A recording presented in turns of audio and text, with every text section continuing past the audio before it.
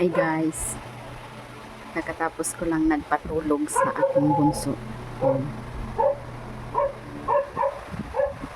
Tulog na guys. Actually, silang tatlo pinatulog ko kasi sobrang init talaga ng panahon. Ngayon, nakaidlip din ako. Medyo nagulat ako kasi pagising ko, wala na sila. Tingnan mo. Sabog-sabog na yung pobre kama. Yung isa pa palang kuan, nandoon. Bumaba. Yeah. Nandoon siya sa kasi ayaw niya talagang may katabi. Ngayon, hinahanap ko si Ate Jai. Lumabas ako ng kwarto. Tapos, sinilip ko kung anong ginawa niya. And sobrang nakakaalis.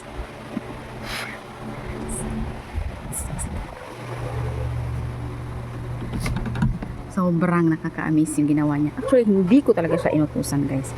Well, dating-dati pa naman sila talaga. Siya na naghuhugas ng plato.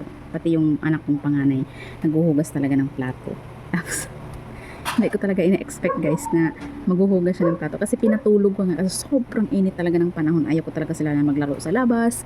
Ayaw ko sila mga pitbahay. Kahit pupunta dun sa lolo at lola niya, hindi ko talaga sila pinayagan. Gawa ng mainit nga po ang panahon. And then, yun nga, sinilip ko kanina,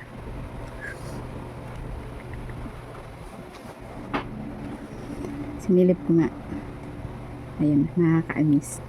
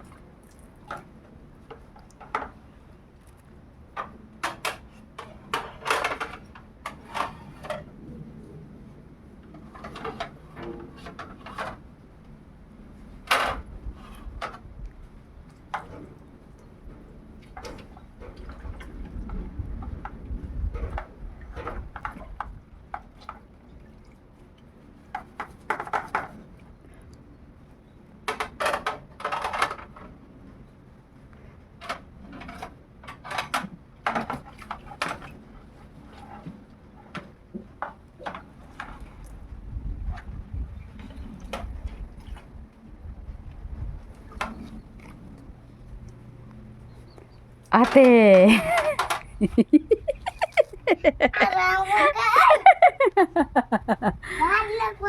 Hi ate! Hugas lagi ka, Bing. Nga bito ko ni mo patug. Ano mo ka natug? Manghugas ko! Hindi ko na sa matug, guys. Kay, manghugas ko na si Jack Plato. Asa maday ka? Ha? Ato! Tingnan mo naman yung buhok, guys. Parang gibugno o wakwak. Loya man yung mabig buhok. Ha? Anong wa magana magang? Taon po, guys. Sawa o ate o. Ganyan ba yung mga anak nyo, guys? Talagang nakaka-proud. Pareha sila ng kuya niya tsaka si ate na talagang marunong na maghugas ng plato.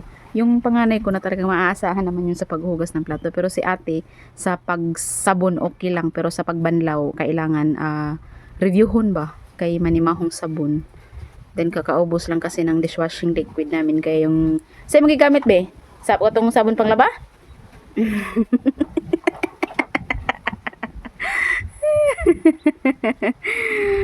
So, yun lang guys. Share ko lang po. Parang sexy. Tingnan yung panahon guys. Grabe ka init. So, yun lang ate. Hi sa ate. Hi sa Kerat siya guys. Iulad to ko sa haligi sa kanang sana sa kabilya. Pinaano ko lang yung kamera. Sige, magagatawa! Good job ate. Thank you ate. Love you ate. Maaasahan talaga sila guys. Kahit ka ng mga pabadlong bitaw, pero yung mga ganitong, ay grabe, nakakatuwa, nakakataba ng puso na pang ano ba? In the sense na responsable sila. Tara nga ti ha. Bye-bye. Bye-bye sa ti.